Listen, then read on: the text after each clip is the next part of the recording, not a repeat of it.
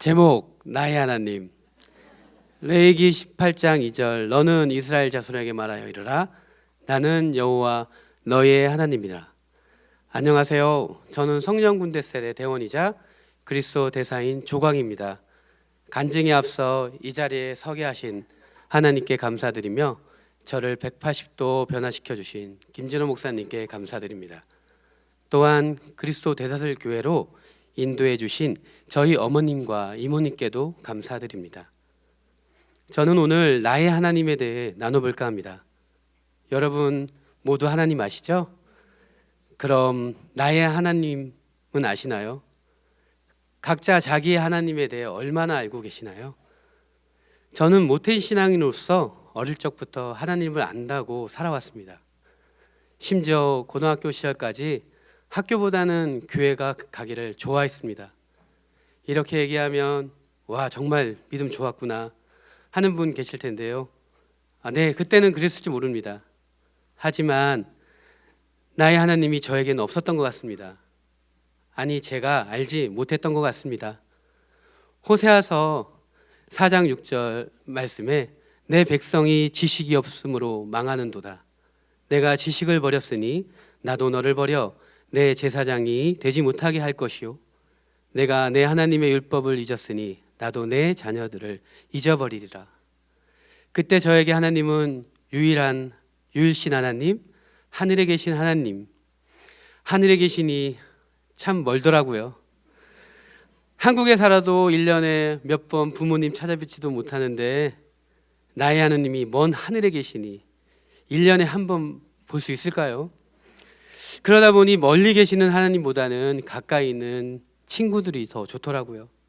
그렇게 세상으로 그래도 부모님 덕분에 모태 신앙으로 태어나서인지 놀다가도 하나님이 멀지만 하늘에서 보고 계신다는 생각을 하게 되더라고요.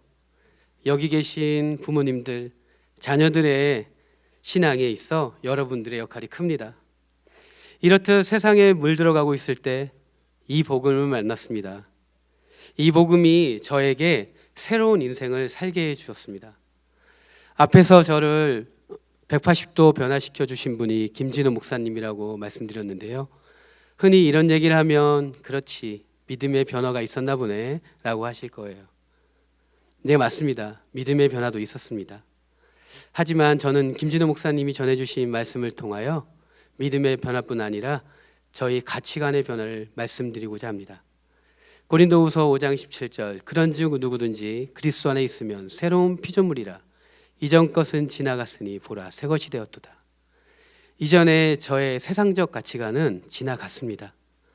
바로 성경 말씀의 가치관, 하나님의 가치관으로 변화되었습니다. 물이 변하여 포도주가 되듯이 저도 그렇게 단번에 변화되었으면 얼마나 좋았을까요? 저에겐 변화의 시간이 있었습니다. 단번에 변화되지 않는 아쉬움보다는 변화의 시간을 통해 저의 삶을 변화시켜 주신 하나님께 감사드립니다. 짧게 저의 변화의 과정을 말씀드리겠습니다. 2018년 6월 말 새가족반을 마침과 동시에 성령의 군대셀에 들어갔고 그곳에서 리더님이 저에게 권유하시는 것에는 예하기로 결심했습니다. 한 예로 리더님의 권유로 예담동산에 웨이터 봉사를 했었는데요. 처음에는 어찌나 부끄러웠는지 그래서였을까요? 저희 리더님도 같이 해주시더라고요. 여기 계신 분 중에 아마 그때 웨이터였구나 하는 분 계시죠? 예, 맞습니다. 그때 그 웨이터입니다. 이렇듯 리더님의 양육반 하시죠 하면 예 하고 양육반 하고, 성교여행 가시죠 하면 예 하고 성교여행 가고, 제이메이 하죠 예, 지금 이 자리도 예 하고 올라왔습니다. 지금 생각해보면 이런 시간들이 저의 변화의 과정이었습니다. 여러분 변화를 기대하시나요? 그러면 순종하세요. 사무엘상 15장 22절 순종이 제사보다 낫고 듣는 것이 순양의 기름보다 나으니. 순종할 때 변화됩니다. 먼저 하나님께요, 그리고 지금의 리더들입니다. 저를 지금까지 잘 리드해 주신 오집사님께 감사드리며 또한 앞으로도 잘 부탁드립니다. 저희 리더님과의 재미난 에피소드 하나를 말씀드릴게요. 저희 셀이 2019년 9월에 베트남으로 선교여행을 갔었는데요. 하루는 베트남 하노이 호안키엔이라는 호수에서 아침으로 샌드위치와 커피를 마시고 있었습니다. 그런데 갑자기 리더님께서 이곳에서 아내와 자녀에 대한 선포를 하시죠, 이러는 거예요. 참 생뚱맞죠? 그래서 전 그래도 예스맨이니까 선포했습니다. 하하. 그런데 그때 그 선포가 저에게 믿음의 실제가 되었습니다. 현재 저는 그 선포로 아내와 1살 된 예지, 내년에 태어날 예나와 함께 살고 있습니다. 또한 저희 가정의 자녀에 대한 롤 모델로 권혁구 목사님 가정을 바라보고 있습니다. 저희 가정 비전 선언문입니다. 우리 가정은 생육하고 번성하여 땅에 충만하라는 하늘의 명령이자 축복에 근거하여 가정과 교회를 통하여 자녀를 제자로 훈련하여 부르심의 소망을 성취해 나간다. 나간다. 나간다. 나간다. 이렇게 교회 안에서 셀 생활과 함께 성장하면서 건강한 가정을 이루고 있으며 또한 복음 사업가로서 비전을 바라볼 수 있게 되었습니다. 복음 사업가 비전의 첫 단추는 하나님의 말씀이었습니다.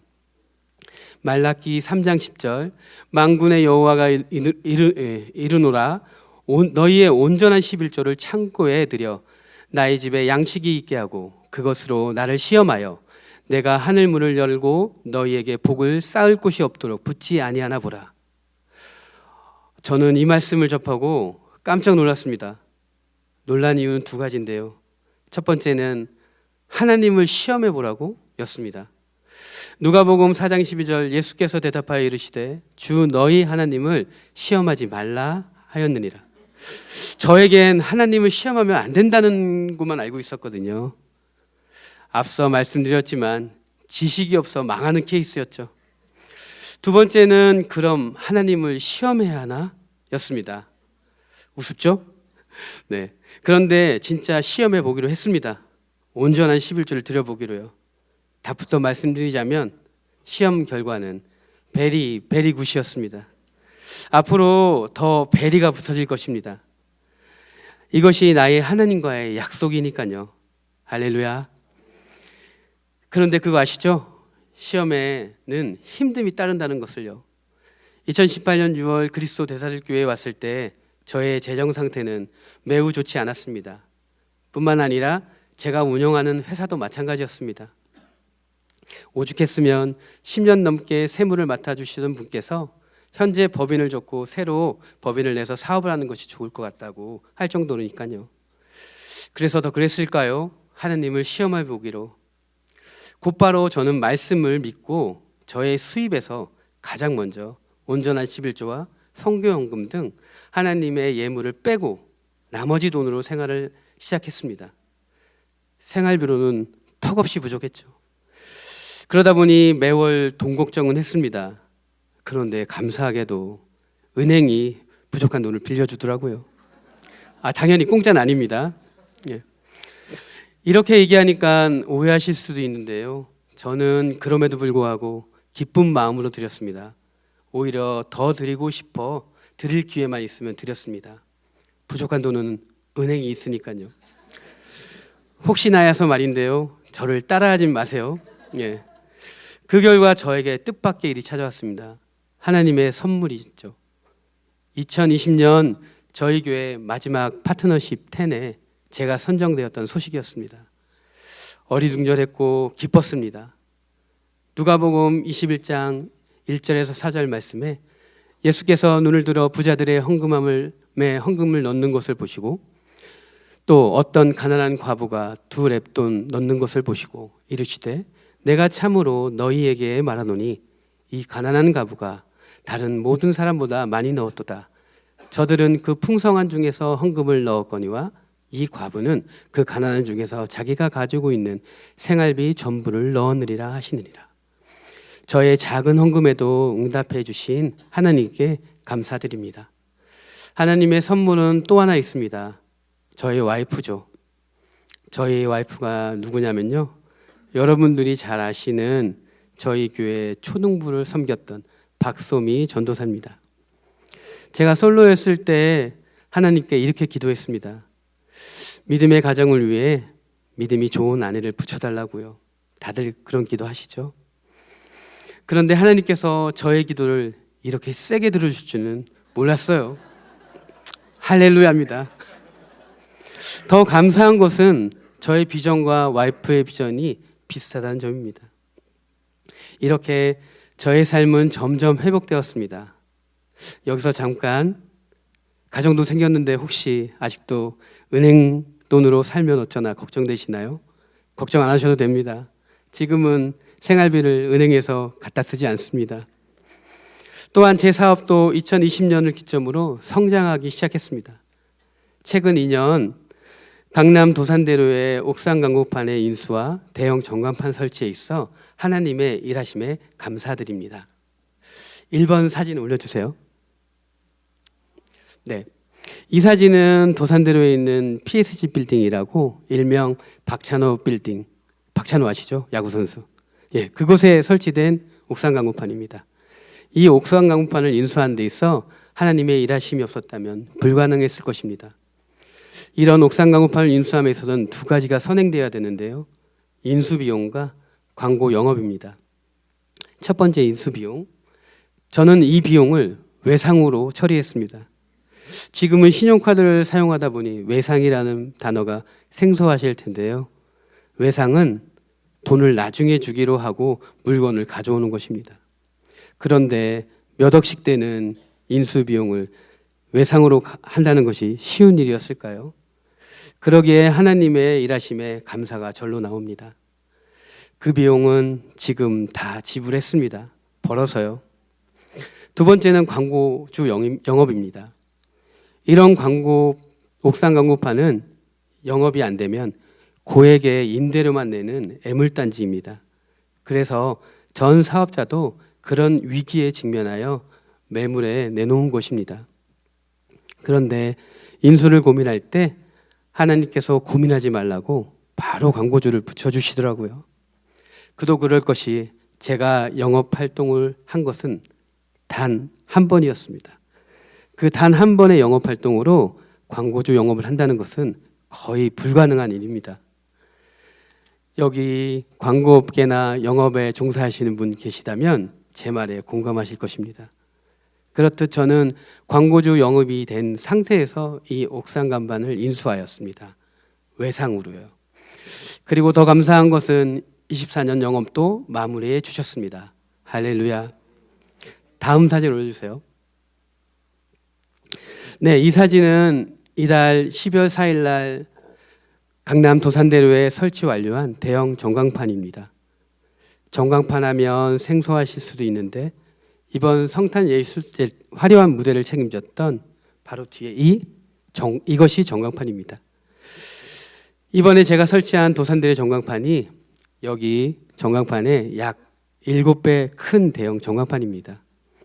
이 전광판 사업에 있어서 처음부터 하나님의 일하심이 있었는데 처음 건물주와의 만남도 제가 찾아가서 만난 것이 아니라 건물 측에서 저에게 연락이 와서 사업을 시작하게 되었습니다. 일면식도 없었는데 말이죠. 또한 광고물 허가를 받는 과정에서 2년이라는 시간 동안 우여곡절이 많아 인내의 시간이 필요했지만 하나님이 하시는 일에는 부족함이 없음을 선포하고 나갔습니다. 또한 우리 셀 식구들의 응원과 기도도 있었습니다. 셀 식구 여러분 감사합니다. 특별히 우리 셀의 바리스타 허세성 집사님께 감사합니다.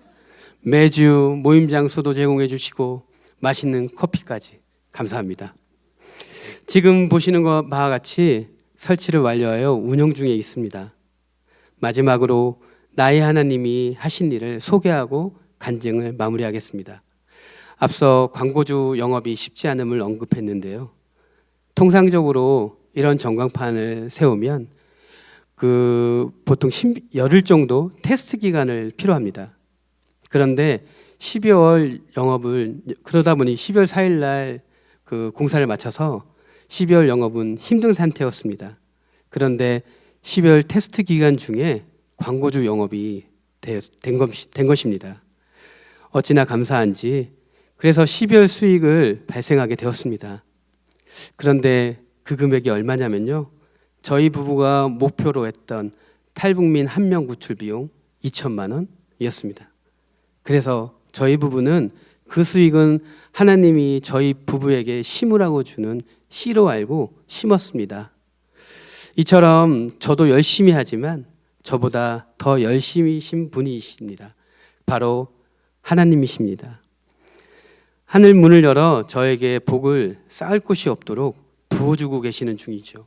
할렐루야. 지금까지 나의 하나님께서 저에게 주신 은혜 중 작은 일부를 소개해드렸습니다. 하나님께 감사 찬양드립니다.